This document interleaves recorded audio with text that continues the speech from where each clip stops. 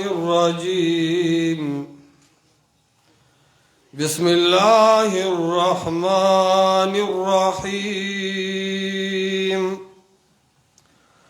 ادع إلى سبيل ربك بالحكمة والموعظة الحسنة وجادلهم بالتي هي أحسن وقال تعالى في مقام آخر ومن أحسن قولا ممن دعا إلى الله وعمل صالحا وقال إنني من المسلمين وقال قائدنا الأعظم رسول الله صلى الله عليه وسلم كل أمتي يدخلون الجنة إلا من أبى قيل ومن أبى يا رسول الله صلى الله عليه وسلم فقال عليه الصلاة والسلام من أطاعني دخل الجنة ومن عصاني فقد أبى وقال عليه الصلاة والسلام في مقام آخر يا أيها الناس إني قد جاءكم ما إن اعتصمتم به فلن تضلوا أبدا كتاب الله وسنة رسوله صلى الله عليه وسلم اللهم اجعلنا من المتبعين ولا تجعلنا من العاصين. انتہائی واجب الاحترام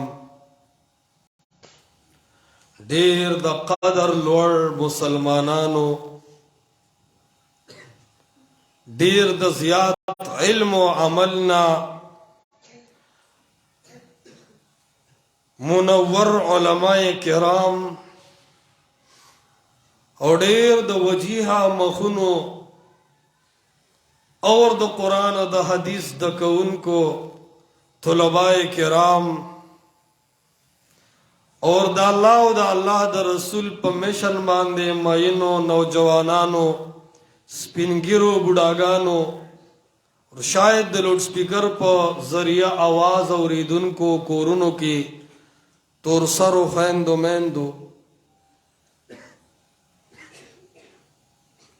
یو شاعر وہی چلے آتے ہیں روزے پر ہزاروں درد دل کہنے چلے آتے ہیں روزے پر ہزاروں درد دل کہنے اجازت ہو تمہیں بھی داستان غم بیاں کر دو دا ہر سڑی پا ذہن کے یو پارٹی سواروی دا اغی ترجمانی کئی دن یہ گنی دا چا پا ذہن یو پیر یو امام یو مجتہد یو مشر سور دے دا حقو عبادت کئی دا آغا صفت کئی آغا تلار سمئی دا ورت دین خکاری سوک دا قبر کانی پزان باندے وحی قبر تشم بلوی دا آغا زی غلاف بدلوی دا قبر ڈپخ کلوی پیر تا سجدہ کوي د غیر الله په نوم نظر و نیاز کوي دا ورته دین ښکاري ځنې خلک ځان کړوي د الله او د الله د پیغمبر د وینا د پاسه د چا خبرې ته لاره صفا کوي جارو ورته وخي د مفتابهي قول په تلاش کې خپل صلاحیت خپل منطق خپل فلسفه خپل علمی زور استعمالوي بس دا ورته دین ښکاری ځنې خلق د علی او د فاطمه او د حسن او د حسین نوم اخلی او د یا علی مدد چغوي دا ورته دین ښکاری ژوند د راغیم تیریږي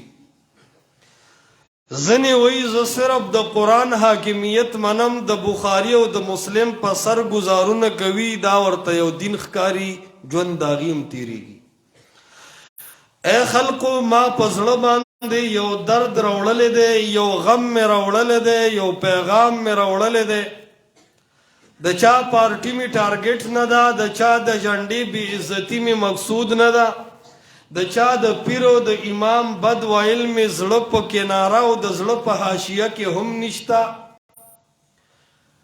د چا ذات مې هم ټارګټ نه دی د چا صفات مې هم ټارګټ نه دي د چا نسب مې هم ټارګټ نه دی که درد او غم مې دی نو د اطیع الله او د اطیع الرسول دی صلی الله علیه وسلم اے خلقو یو څو تپوسونه درنه کوم د هغې جواب په اخلاص سره راکې نو زه به په اخلاص سره د قرآن او د حدیث دا منهج تاسو ته واضح کم مونږ هم ستړي شوي یو ورځ او شپه لګیا د ملګرو محبتونه دي الله دې ټولو ملګرو ته ډیر خیرونه ورکړي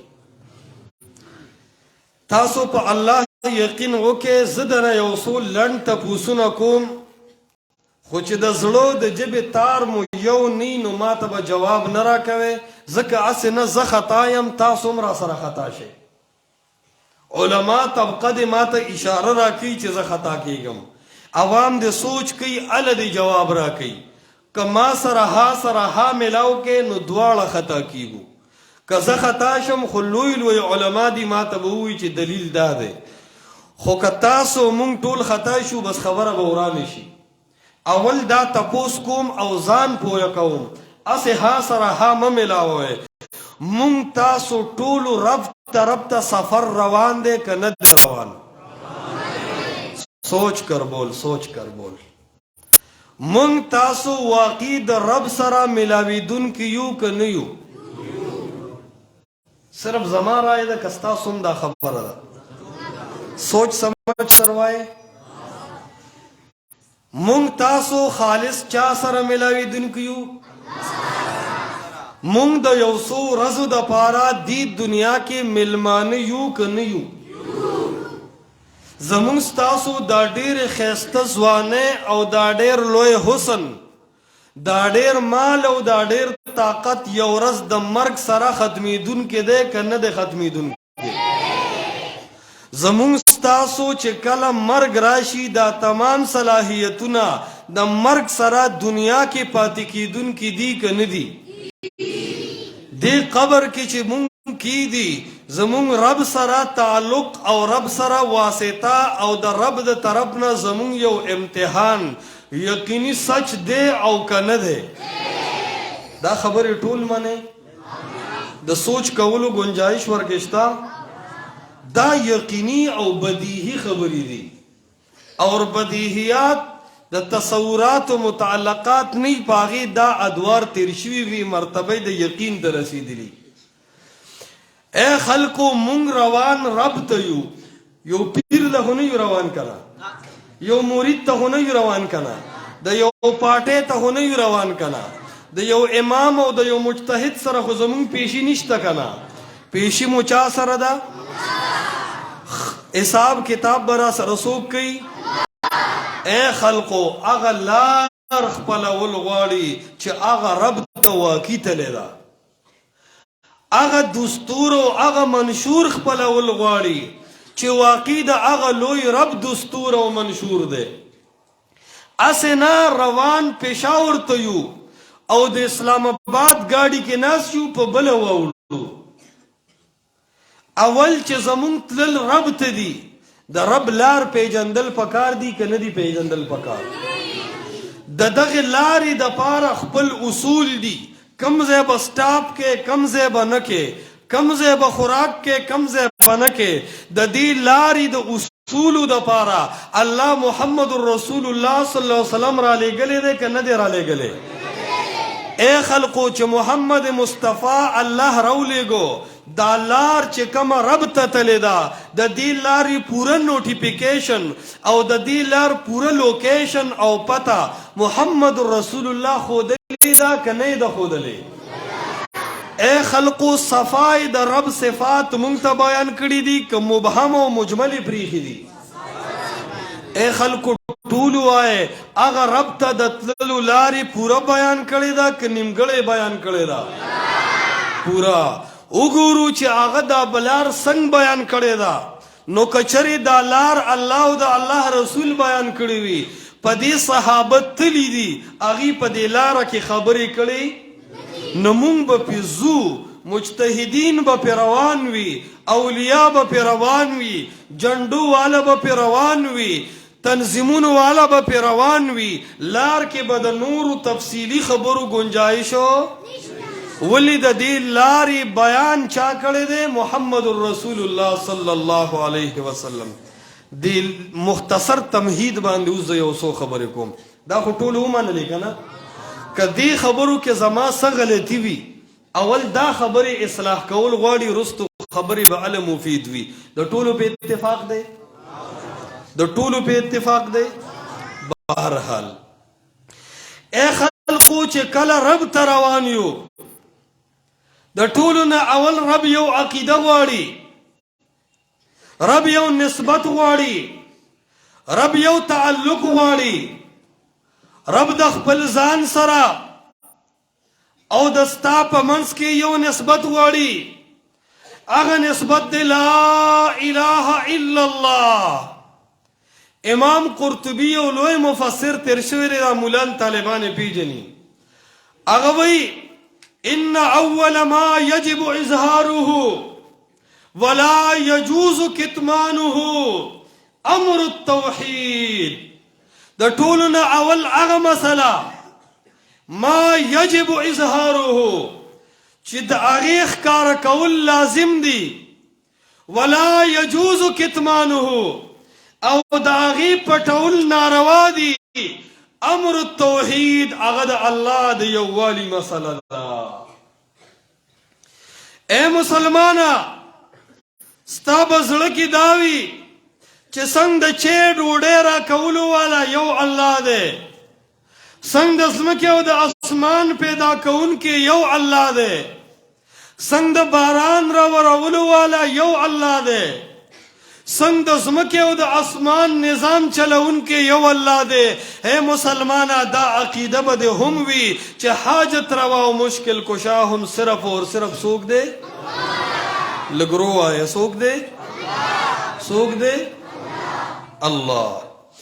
اے مسلمانه دا ستا اولنۍ سودا ده رب ته چې روان یې رب سره لومبی د دې خبرو پیشکش دی چې اے ربه تا سره مې دنیا کې لوز کړو چې تا سره شریک نشتا حاجت روا تی مشکل کشا تی اولاد ورکونکي تی بغیر اسباب و امداد کونکي تی عالم الغیب تی مختار کل تی تدبیر چلونکي د ځمکې او د اسمان نظام چلونکي الله صرف او صرف تی په دې تمام کائنات کې اے ربا بی دستانه هیڅ یو پیر حاجت روا نشي کېدی هیڅ یو نبی حاجت روا نشي کېدی هیڅ یو جن او فرشته حاجت روا نشي کېدی هیڅ یو ژوندی هیڅ یو مړی هیڅ یو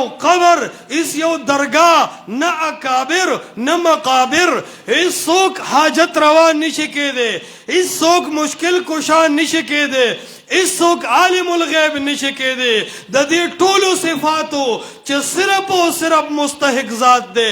اے خلک ټول وایه هغه څوک دی؟ ټول وایه څوک دی؟ زور سره وایه څوک دی؟ دومره شوق سره وایه چې د شیطان د دې ځای نه جنازه وځي چې زمونږ او د ستاسو په زړونو باندې عالم الغیب ذات اور زمونږ ستاسو اے ٹو زد الف نا تریا تمام مشکلاتو حل کوونکی ذات څوک دی؟ دې ته وایي تعلق د رب سره. بس ته اوس موټر ویته شوې کچره دا عقیده دې نه کنه بس بیا خبره ورانه ده دا بیا تله په کچر روډ روانه ما ته خلک وایي چې مخکې او جون کې و سفر وکړو مې مخکې په کچر روډ ما اوس موټر راته شو دا یو فرق دی کنه کله کله هم معقولات سړی لنډ جواب هم ورکړي ضرور خو نه دی چې هر ټایم دې سړی اوږدې خبرې وکړي اے خلقو ترسو چې د رب سره دا تعلق جوړ نه دی اے خلقو ترسو دې د رب توحید منلی نه دی هیڅ یو عمل تعالی فایده درکولی او که دا توحید دې مات کو دا اعمال داسې بربادیږي لکه د اودس ماتېدو سره چې تمام اعمال بربادیږي سړي چې اودس نه یې مونځ وکړي نو مونځ کېږي سادهګان چېرته کې په لار روان وو امام نیت تړلی بس هغې پوه شو چې که اودس چېرته هم کوو نو مونځ را نه ځي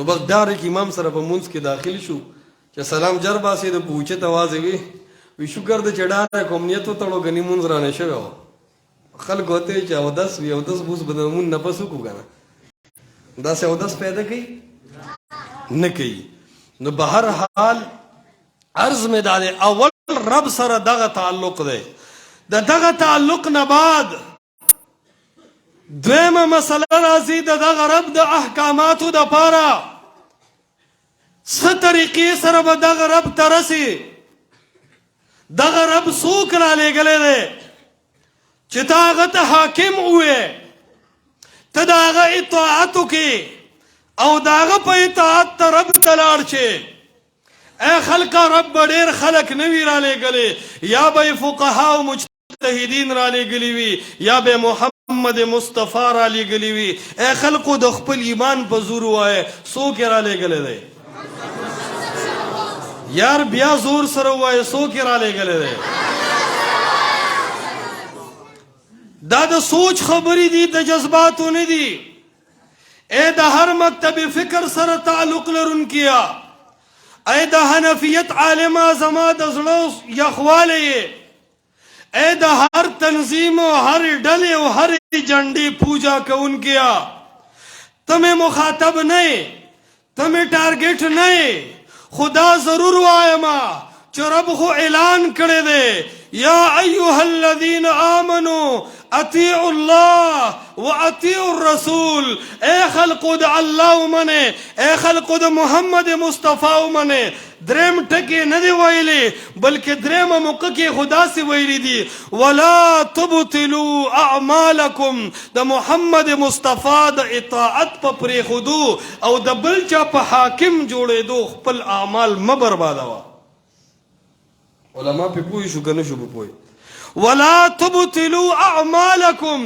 که د الله او د الله د رسول محمد مصطفی صلی الله علیه وسلم لار پرېږدي د هغه طریقه پرېږدي د هغه لا او قانون پرېږدي ای خلقو په دې اعمال څه کېږي ضایع کېږي بربادېږي عرض مې دا کو چې کله الله او د الله رسول دا زمونږ د ژوند ښکلا جوړه شي زمونږ دین به په دې باندې مضبوط شي د هرې فتنې مقابلې دپاره به موږ سره مضبوط هتیار وي او کله چې د الله او د الله د رسول نه علاوه او د صحابه کرامو د نقش قدم نه علاوه شخصیاتو پسې روان شو جماعت پسې روان شو جنډې او پیر او مشر پسې روان شو اس پتہ نه لګي چې لار به د هغې ټیک وي که لار به د هغې خطا وي ځکه ابن مسعود رضی الله تعالی عنہ فرمایلی من کان منکم مستنا فلیستن بمن قد مات څوک چې تاسو کې د چا په نقش قدم تلل کوي نو ای خلقو د ابن مسعود فرمان واورئ فلیستن بمن قد مات پکار ده چې تلل وکړي شي یا لاړ شي دی په طریقه د هغه چا باندې قد مات چې هغه شخصیت وفات شوی دی او هغه نه دی مگر محمد رسول الله صلی الله علیه وسلم جی ژوندي وایي فإن الحی د چا فرمان دی د ابن مسعود رضی الله تعالی عنہ کنز العمال بسنن النبی والاقوال جلد 13 صفحه 208 التوی فإن الحی اے خلقو د محمد مصطفیٰ قانون راواله، اے خلقو د محمد مصطفیٰ لار خپل کې ولی جی فإن الحي لا تؤمن عليه الفتن، زکا بید محمد مصطفیٰ نه بل چا پس مزا که نور ژوندو خلقو پس روان شوی نو فإن الحي شان د ژوندو دا دی چې لا تؤمن علیه الفتن، اس ګارنټي نشتا چې فتنې به په ده باندې راځي نه، دی به خطا کېږي نه. الف نه تر یا من و عن اے ټو زد چې منلی شي، آیا د الله خبره منلی شي او یا د محمد رسول الله صلی الله علیه وسلم خبره منلی شي. امام ستنی دی خپل داسې خبرې اغسته دی، څه کړی دی؟ نبی اغسته دی، په دې معنی چې د هغه عبادت یې شروع کړی دی. نو نبی علیہ السلام ورته خیرې کړي دي که نه دي کړی؟ لعن الله اليهود والنصارى اتخذوا قبور انبیائهم مساجدا. تو عرض میں دا کو چې پیغمبر علیہ الصلوۃ والسلام د اطاعت اصل قابل د امام مالک رحمت الله علیه یو خبر لیکي او دا خبر ډیرو کتابونو کې شته، خو زه به یو داسې کتاب نه پیش کم چې زما د دې ورونو به ډېره خوښه شي، احناف علماء کرامو. علامہ ابن عابدین شامی دریم جلد براواله د طهارت آخر او د صلات اول به وګوره کم چې تخریج شوی د رشیدی والا 248 صفحه براواله الته د امام مالک وصیت وګوره. امام مالک رحمت الله علیه ببانګ دوهل اعلان کړی دی، اے د محمد مصطفیٰ د اطاعت مقابله کې خپل رائے پیش کون کیا، خپل نظر او خپل کتاب پیش کون کیا. اغا امام مالک چې مدینه منوره کې درس حدیث ورکو، دا اللہ دا حبیب روزی مبارک تے گتونی صلاح وی فرمائل کل احد یوخذ من قوله ویترکو، کل احد ارسڑے منطقیان خوشتا کنا سور دا موجبی کلیے کل احد اثبات دا محمول دا موضوع دا کل افراد لپارا، کل احد یوخذ من قوله ویترکو، ارسڑے چرے دا غب بازی خبر اخلی بازی بے پریگ دی، اے ٹو زد دا چا خبرم نشاغستی کا الف ندریا منلیشی الا صاحب هذا القبر، کا الف ندریا طول خبری منلیشی نو اغد دی قبر والا خبر منلیشی چی اغد ندے مگر محمد مصطفیٰ صلی اللہ علیہ وسلم. ائمہ مجتہدین بمنو کنا رازی چی بشری کے ومنو یار جی تین خو سلور مذہب ده یار تا کم پر لڑے امام مالک صاحب باندې راتا ہوشی زغو حنفی هم کنا یار تا زما دی عاداتو تا نگوری پنسی می لگی خکتی خو حنفی هم کنا تا زما جماعت کے نگوری پر افلیدین و پامین می پابندی لگولی دا حنفی هم دا حنفیت خبره کوا.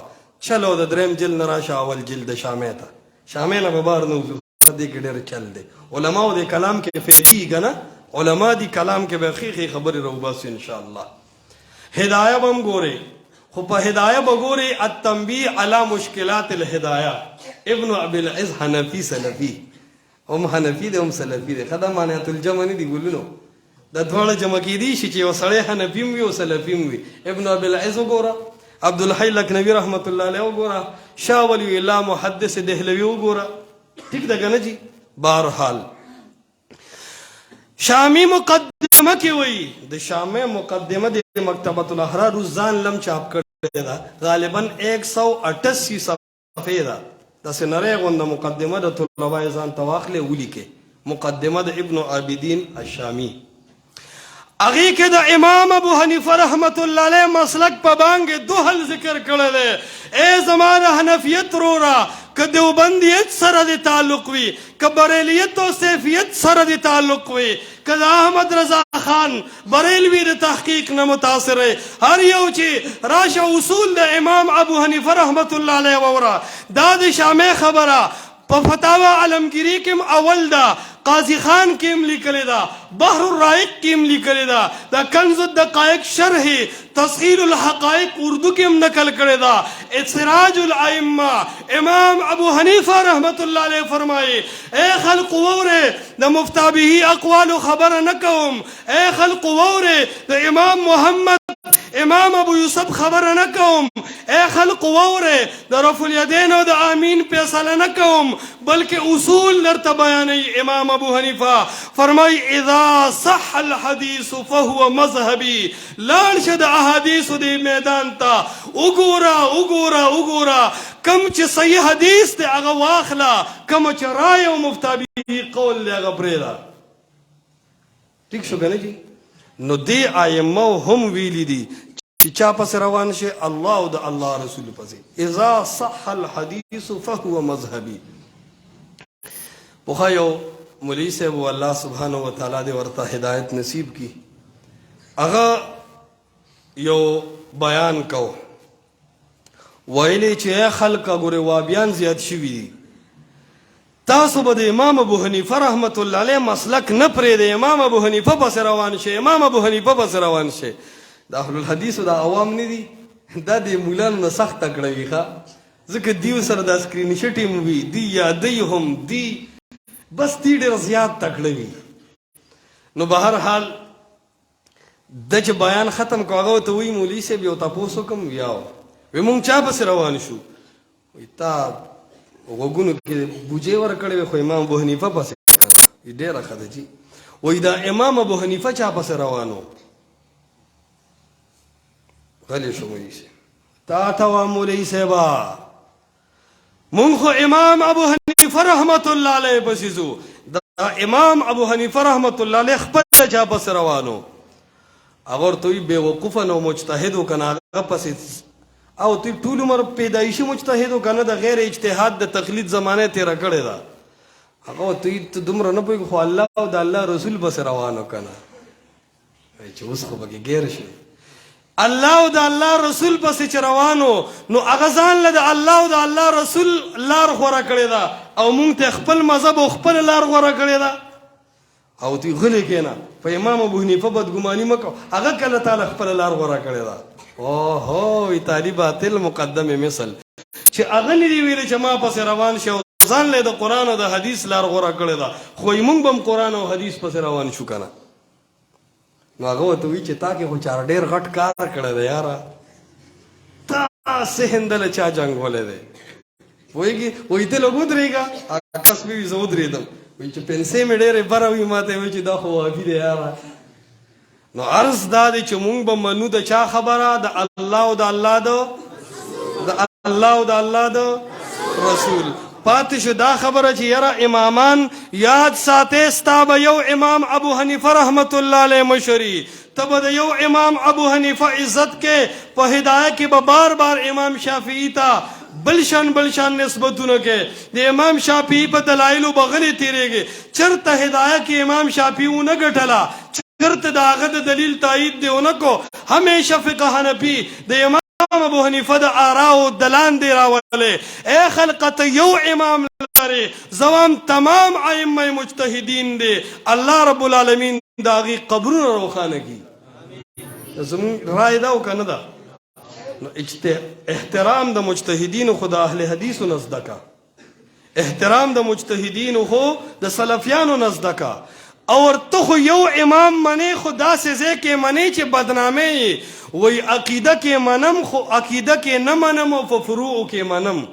ولی جی عقیدہ کے امام ابو حنیفہ سے بوئی چے اللہ دا عرش دا پاس اخپل استواء و برابری کرے دا عقیدہ دا صدا مسئلہ دا اسماء و صفاتو اس دا عقیدہ دا اہل الحدیث ہم دا اس دل تخو تشابہت قلوبهم والا خبر دا اہل حدیث و دا امام ابو حنیفہ پا منس کے تعلق رازی ملابست رازی اتصال رازی دیزے کہ امام ابو حنیفہ پرے خودو وی نج مونگ پا اصولو کی ماتوریدیان یو مونگ سیو نو تا چی پا عقیدہ کی امام ابو حنیفہ پرے خودو دا ہر امی پا ذہن کے دا سوال راگے کرانگے چی ولی دا امام ابو حنیفہ عقیدہ خراب ہوا دا ذہن کے سوال راضی کہ نہ راضی. نو ستا اصول داسې دي چې ته ائمه بې عزتي کوې خو پوهه پې نه یې. زه وایم دا تمامه دنیا د قدر لوړ ده که ائمه مجتهدین دي، که د اهل سنت والجماعت علما دي، که مشران دي ترېنه قربان، که کشران دي ترېنه قربان، که مجتهدین دي ترېنه قربان، که محدثین دي ترېنه قربان، که فقها دي، قدر په ما لازم دی. لیکن زه چې منم خبره د الله به منم، زه چې منم خبره د محمد رسول الله صلی الله علیه وسلم به منم. زه وایم دا مه وایه چې یاره اهل الحدیث ائمه نه مني، او زه دام نه وایم چې ته ائمه نه منې. زم اهل الحدیث یم، ائمه مجتهدین منم، ته هم تقلیدي نظر لري، ائمه لري، خو منلو کې فرق دی. منلو کې زه د قرآن او د حدیث په رڼا کې منم، زه د قرآن او د حدیث په رڼا کې مجتهدین منم، ته د مجتهدینو په رڼا کې قرآن او حدیث منې. بل تعبیر، زه قرآن او حدیث منم او د مجتهدینو احترام ګڼم، خو تعبیر ته داسې کوم چې زه قرآن او حدیث په مجتهدینو حاکم ګڼم، ته مجتهدین په قرآن او حدیث حاکم ګڼې. دریم تعبیر، د قرآن او د حدیث مقابله کې زه د هر مجتهد او د هر فقیه او د هر محدث خبره پرېږدم، قرآن او حدیث علم، اور ته د مجتهد مقابله کې هر آیت او هر حدیث کې تعویل کې او د مجتهد رائے پسې ځي. عباراتنا شتى وحسنك واحد. عرض دا دی چې قرآن او حدیث دین کامل دی، حکم د دې کړی دی الله صلی الله علیه وسلم اتباع کوي. تاسو به پکې یو مذهب خامخا منئ؟ ویلی دي زور سره وایي ویلی دي. یاره مه کوئ، انشاءالله د دې خبرې صفایۍ ته او د دې د قرآن او د حق. بهرحال وی فرمایل من احدث فی امرنا هذا ما لیس منه فهو رد. چا چې دی دین کې داسې عمل راوباسو چې د هغې حکم الله او د الله رسول نه کړی، فهو رد، دا عمل به مردود او دا سړی مردود دی. کله عایشه رضی الله تعالی عنها فرمایي، حدیث د صحیح مسلم دی، هغې کې فرمایي من عمل عملا لیس علیه امرنا فهو رد. چا چې داسې عمل وکړو چې هغې باندې د الله د پیغمبر حکم نه وي، نو هغه به څه لکه رد وي او رټلی شوی وي. د الله د پیغمبر د خبرې خلاف او د محمد مصطفی د سنتو تابعدار شه. ای زما بوډا، ای زما نوجوانا، علماو سره خطاب نه کوم، هغه سره قیاس دی. ای علماو، ای عوامو، تاسو ځان په دې خبره پوهه کړئ، زما منطقیانو او فلاسفه والا سره کار نه دی. مقلدین طبقه نه مخاطب کوم.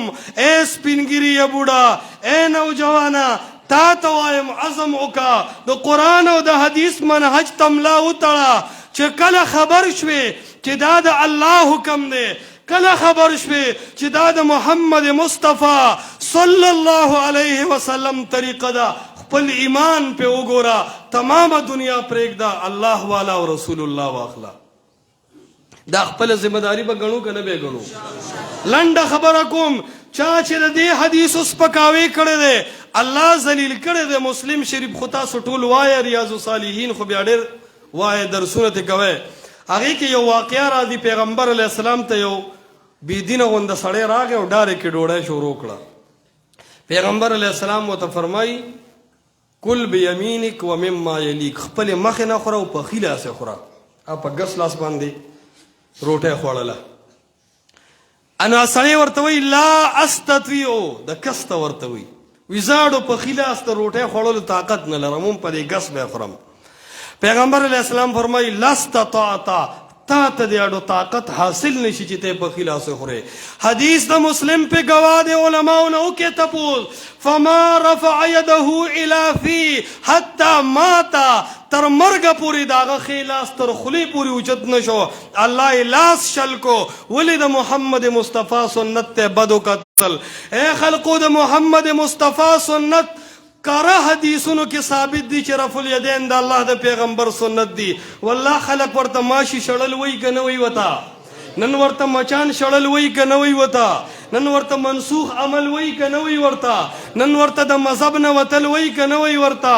ای خلقو دا د احادیثو دشمني ده. دې ته خو اختلاف رای هم نه وایي، دا خو ښکاره د سنت مقابله ده. والله العظیم چې په دې باندې ډېر لوی نقصان کیږي. ملا وتړی حاکمیت د قرآن او د سنت د محمد رسول الله صلی الله علیه وسلم ته. عرض مې دا کو چې د الله او د الله د رسول مخې ته د بل چا حاکمیت لا اعتبار نشته. یو روایت درته آخر کې ذکر کوم. محمد رسول الله صلی الله علیه وسلم وینا ورکې موجود ده. سنن الدارمی کی 144 نمبر روایت ده، کتاب العلم کې نقل کړی دی. هغې کې فرمایي او د دې په ځینې طرقو باندې جرح هم شته، خو علامه البانی په حاشیه د مشکات کې ویلي دي چې د تعدد طرق د وجې نه سندن دا په مرتبه د حسن کې دی. نو هغه فرمایي و یو ځلې عمر رضی الله تعالی عنہ تشریف راوړه مجلس ته او ورسره په لاس کې د تورات نسخې وې. د تورات څه وې؟ نسخې وې. اخري خبره کوم ښه، د تورات څه وې؟ نسخې وې ورسره. هغه یې کتلې، وی فرمایل هذه نسخه من التورات. مطالعه ورته کوله. چې کله مطالعه کوله د الله پیغمبر مبارک ډیر غوسه شو، رنگ تور او سور شو. سیدنا ابو بکر صدیق رضی الله تعالی عنہ د الله د پیغمبر مخ مبارک ته چو قتل نو خپه شو. او سیدنا عمر ته غوسه شو، وته وی ساکلت کا سواکل ما ترى ما بوجه رسول الله صلی الله علیه وسلم. اے مور پتا و جڑेगा ته د محمد مصطفی مخ ته نه ګورې، څومره خپه او غوسه دی. فوراً چو قتل تورات بلکو توراتی بند کو کی خودو او فوراً وی اعوذ باللہ ز پناہ نیسم پا اللہ سرا من غضب اللہ و من غضب رسوله دا اللہ و دا اللہ دا رسول دا غسین پناہ نیسم.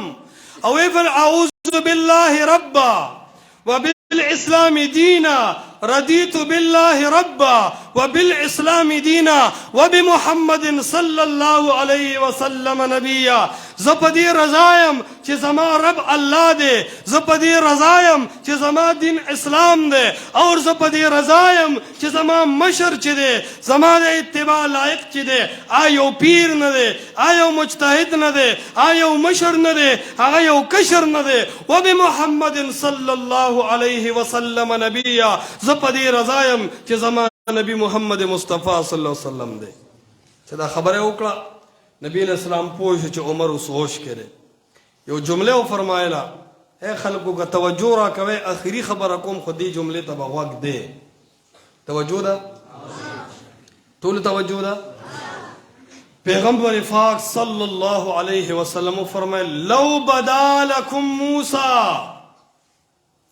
دا خو تورات ته راغستی دی. اے عمره که د دې تورات نبی موسی په خپل هم ژوندی وی فاتبعتموه تاسو زه پرېښې وې او زما په مقابله کې مو سیدنا موسی اختیار کړی وی، هغه پسې روان وی.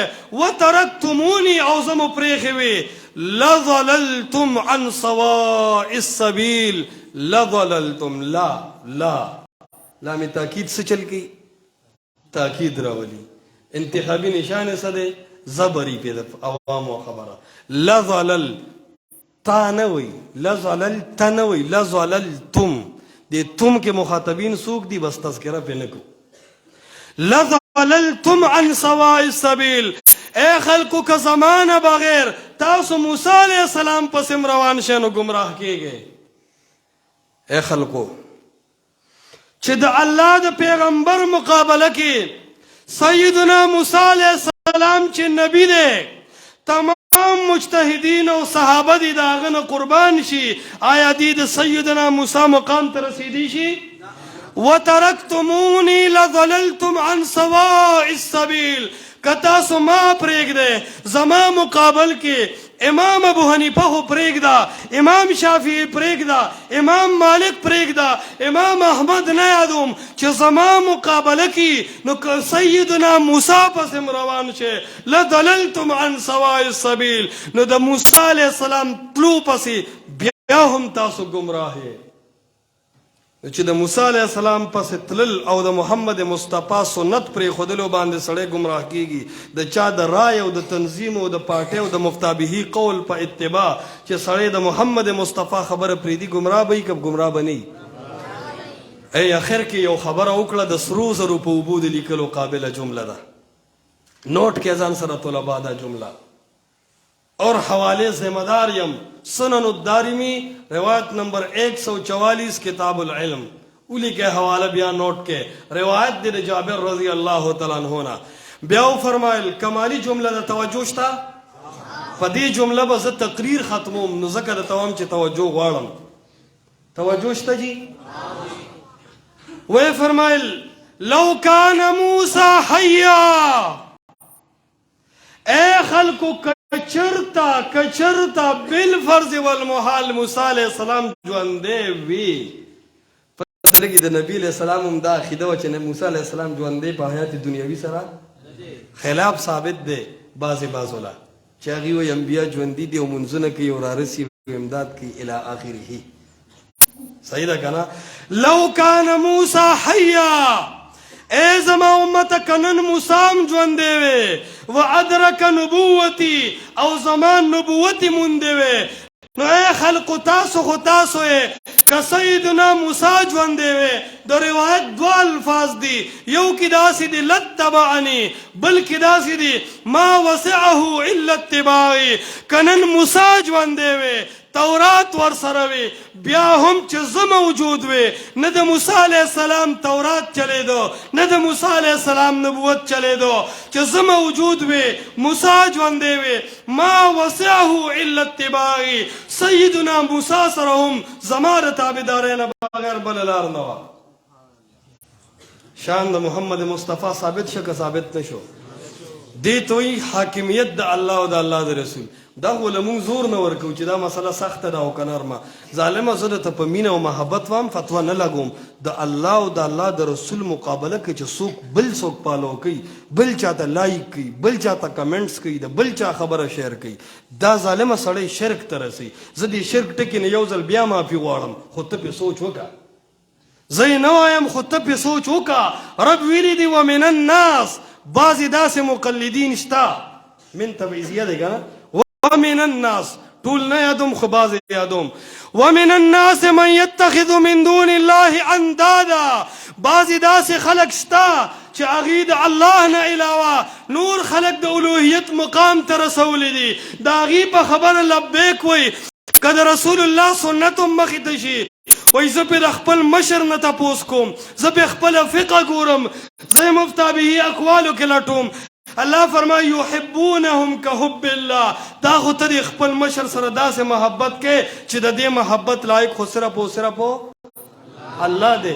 دا مینه خو یو رب سره پکار ده چې د هغه نه تپوس وکړي چې د پلانکي خبره ټیک ده او که غلطه. بې د رب نه او بې د محمد مصطفی نه دا اختیار بل چاته نشته چې د هغه خبره ته د الله او د الله د رسول مقابله کې ومنې. اولنۍ خبرې مې یادې دي. مونږ ویلو چې مونږ چاته روان یو؟ مونږ ویلو چې مونږ باندې مرګ راتلونکی او حق، مونږ سره به حساب کتاب څوک کوي؟ زمونږ د جنت جهنم فیصلې به څوک کوي؟ زمونږ د خوشحالۍ او د خفقان مالک څوک دی؟ هغه زړې خبرې له دا ټول تقریر راتاووم چې کله د دې ټولو خبرو حاکم یو الله دی او هغه لار رالیږلې د قرآن او حدیث. نو ای خلقه نن خو په تا حجت قایم شو. زه به څه خبرې کوم، دا علما دي، په ګنټه کې به سړی ټول دین څنګه بیانوي. آخری خبره کوم چې اے خلقو کلمه ومنل چې رب یو ذات دی روان هغه ته یو، هغه ته لار محمد مصطفی ښودلې ده او داسې ښودلې ده چې غلط لوکیشن یې نه دی راکړی، صحیح لوکیشن یې د لارې ښودلی دی. نو اے خلقو دا د الله پیغام چې قرآن دی، دا د محمد مصطفی پیغام چې احادیث دي، دې ته به کلکه ملا تړو، ملګرتیا به کوو که نه کوو؟ لاسونه پورته کړئ. اے خلقو د دې قرآن او حدیث به کلک ملګري یو که نه به یو؟